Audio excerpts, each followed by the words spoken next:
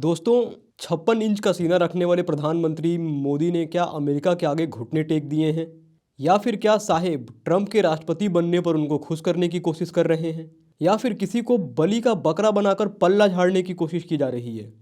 साहेब दावा तो करते हैं कि विदेशों में भारत का कद वो बढ़ा रहे हैं और भक्तों को बताया जाता है कि दूसरे देश अब भारत की तरफ देखते हैं। पर मोदी सरकार ने पिछले 10 साल में भारत की विदेश नीति का बंटाधार कर दिया है। अमेरिका ने जो आरोप भारत के ऊपर पन्नू हत्या साजिश के मामले में लगाए थे, इसमें भारत के 2 एजेंट्स का नाम आया, उनके खिलाफ गिरफ्तारी का वारंट निकला और जो जानकारी अमेरिका ने भारत के साथ साझा किया था, उसके आधार पर एक हाई लेवल इंक्वायरी कमेटी बनाई गई थी इस मामले की जांच करने के लिए।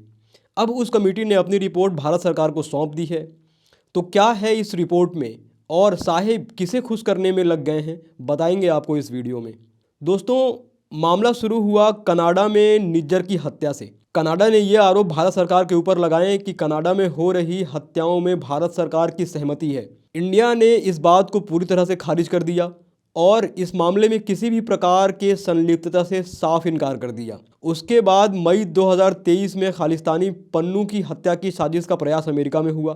अमेरिकी कोर्ट ने इस मामले में 2 लोगों को आरोपी बनाया, निखिल गुप्ता और एक और व्यक्ति का नाम था। इसमें कहा गया कि निखिल गुप्ता ने किसी से बात करके पन्नू की हत्या करने का कॉन्ट्रैक्ट दिया और जिसे निखिल गुप्ता ने ये कॉन्ट्रैक्ट दिया वो अमेरिकी खुफिया विभाग का एक एजेंट निकला और इस पूरे साजिश का पर्दाफाश हो गया। उस अमेरिकी एजेंट ने इस मामले से जुड़े तमाम दस्तावेजों को अमेरिकी सरकार को सौंपे। उसके बाद अमेरिका ने पूरी कार्रवाई शुरू की। अमेरिका के आरोप लगाने के बाद मोदी सरकार ने नवंबर 2023 में एक हाई लेवल इंक्वायरी कमेटी का गठन किया ताकि इसकी पड़ताल की जा सके और अब इस कमेटी ने अपनी रिपोर्ट भारत सरकार को सौंप दी है, जिसमें एजेंट का नाम नहीं बताया गया है।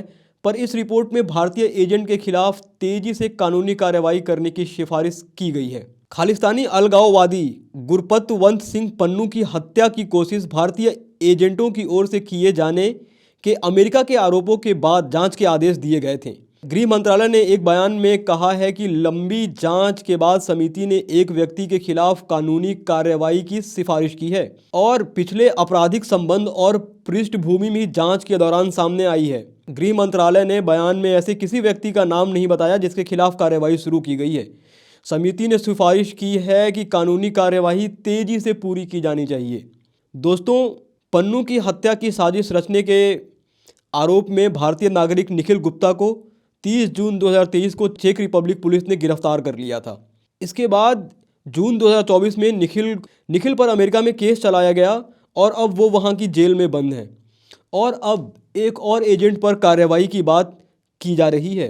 दी वॉशिंगटन पोस्ट ने एक खबर छापकर भारत सरकार पर बड़ा आरोप लगाया था और कहा था कि ऐसे लोगों को निशाना बनाया जा रहा है जिनको भारत अपना दुश्मन समझता है। यही आरोप निज्जर की हत्या के संबंध में लगा था।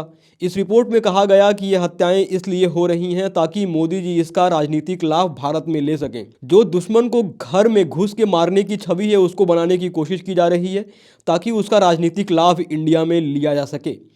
यानी कि अपनी राजनीतिक फायदे के लिए मोदी जी देश के संस्थाओं का इस्तेमाल कर रहे हैं, ऐसा आरोप दी वॉशिंगटन पोस्ट ने अपने खबर में लगाया था। दोस्तों, पन्नू की हत्या के साजिश रचने के मामले में अमेरिका ने भारत सरकार को समन भेजा था, यानी कि हाजिर होने को कहा था।